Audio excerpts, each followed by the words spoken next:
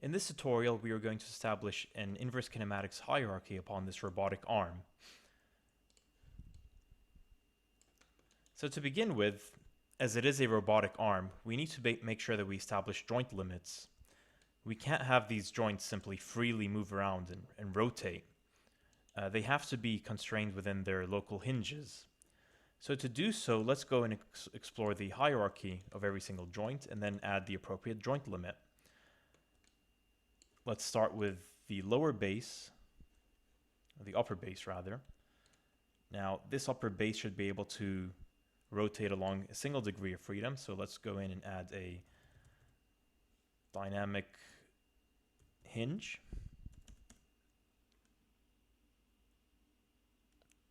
So it's a joint limit hinge, and we can initialize it using one of these buttons here, where we can align the orientation to either the local X, Y, or Z axes.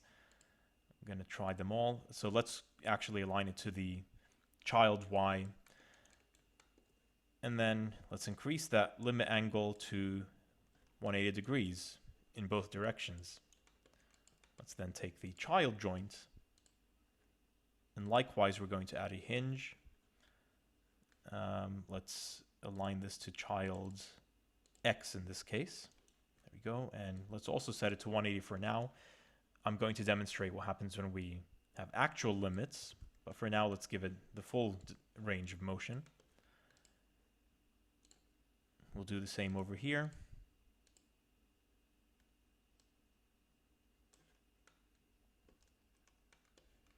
And finally, for the final axis, we'll also make it a hinge, except for this one is supposed to twist, essentially, as such. All right, so with that done, we're ready to establish inverse kinematics.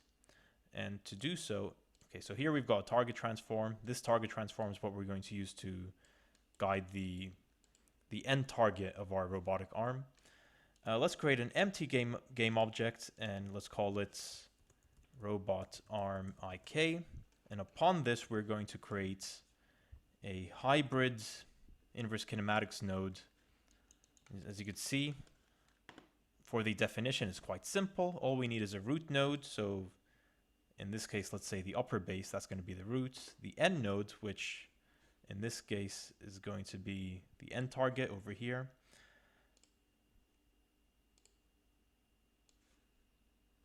Initialize pose from, we're going to say from last frame, so just to make it continuous. Let's set a node radius of 0.3 just for visualization's sake. And of course, in the target transform area or section, we're going to drag in our target transform.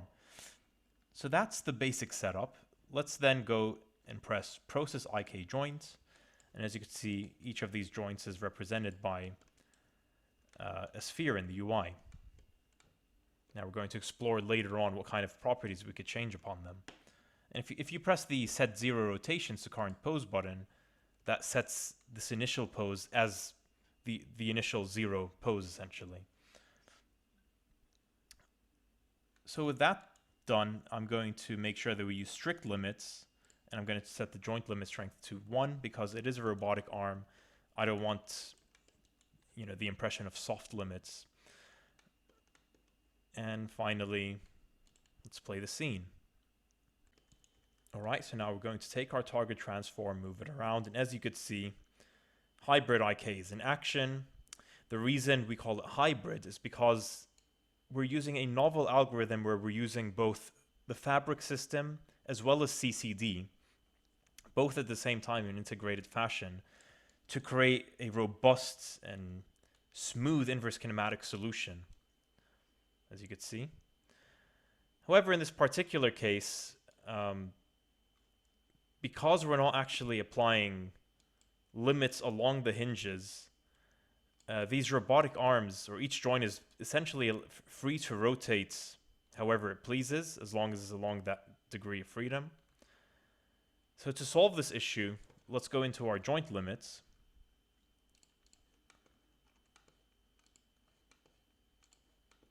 And let us decrease the actual limit angle. There you go. And then we could change the offset as well. So I want to make sure that we bound, the maximum minimum limits in which this can rotate, so we don't get, crazy rotations. And likewise for the upper arm in this case. There we go.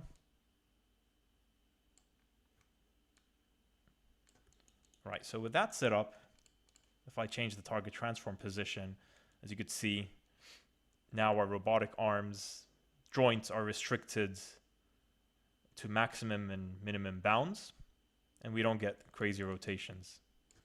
However, because we've not set any limits along the twist at the bottom or at the base of the arm, we can actually rotate all around like 360 degrees. So along the base, we've got free rotation along that hinge, but as far as the lower and upper arms, we're more limited, essentially.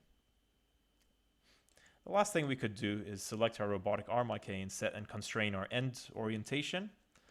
Again, because our end orientation is limited by that hinge joint, we can only twist the end.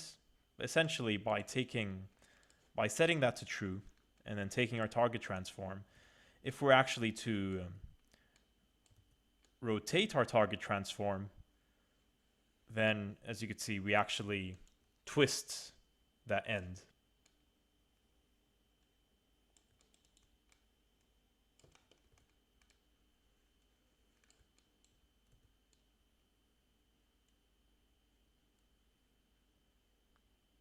And there you go. That's a very basic setup of hybrid inverse kinematics. It's fast and robust and smooth, as you could tell. Even the interpolation is very smooth because of that integration of FABRIK as well as CCD. Finally, there's one more feature I wish to demonstrate.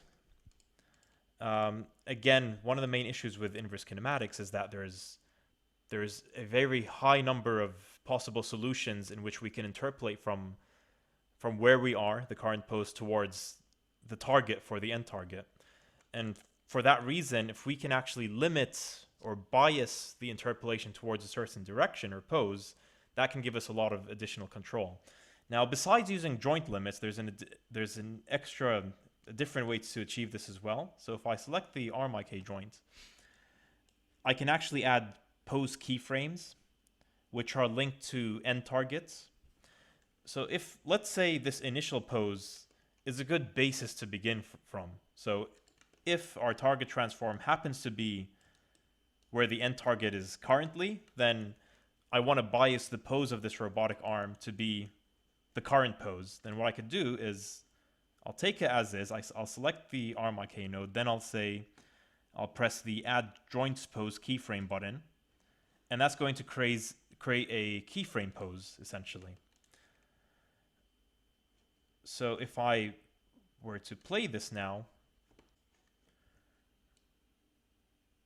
then as you can see, the inverse kinematics is still operating as before. However, whenever I move that end target or the target transform position towards the sphere over here, i.e. the keyframes end target, then what happens is the robotic arm kind of gets poses based on the initial keyframe. So it biases towards that pose whenever my target transform is within this sphere over here. Now there's one problem with this initialization, is that it kind of, because the pose keeps biasing towards it, then I can't really twist the base because the base is keyframed as well. And what I could do to solve this issue, if I want complete freedom along the base, so I could twist, but I want everything else to be keyframed, then what I could do is I could select that base, and as you can see, there's 3 tabs over here for this particle representing the base. Keyframed, manual constraint, and none. In this case, I don't want this to be keyframed at all, so I'm going to say none. And by doing so, if I now change the target position of the target transform, then as you can see, the base freely rotates. However, that keyframe is rotating along with it, so that it's so I bias it towards it.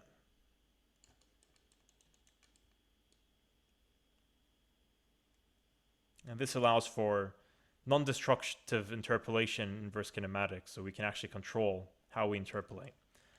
Of course, this is the result with a single keyframe. we can add additional keyframes.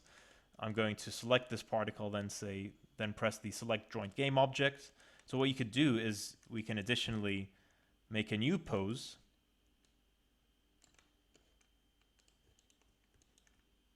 Simply by rotating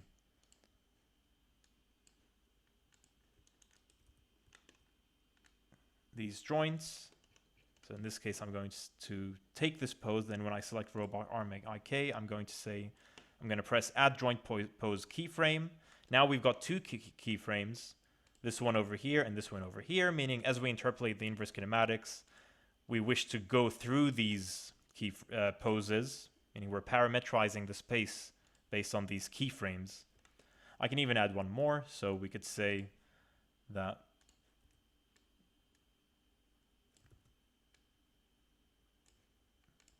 as we go lower, this is the pose that we want. Right, so I'm going to add another joint pose keyframe. Now we've got 3 keyframes, 1, 2, 3, and we want to interpolate between them for the most part. And finally, let's remove that keyframe at the base so we can rotate it freely. Or rather, first let's check the result. Yeah, there we go. So as we move that end position between the 3 points, we have a clean interpolation. So we've regulated the motion of the inverse kinematics and the interpolation, and we're avoiding unpredictable movements, essentially. And of course, as before, we can always set the keyframe to none at the base so that we can actually rotate this whole system. And as you can see, the entire frame, or even including the keyframes, are also rotated. And then, of course, even after we rotate, we can continue this interpolation between the 3 keyframes and beyond.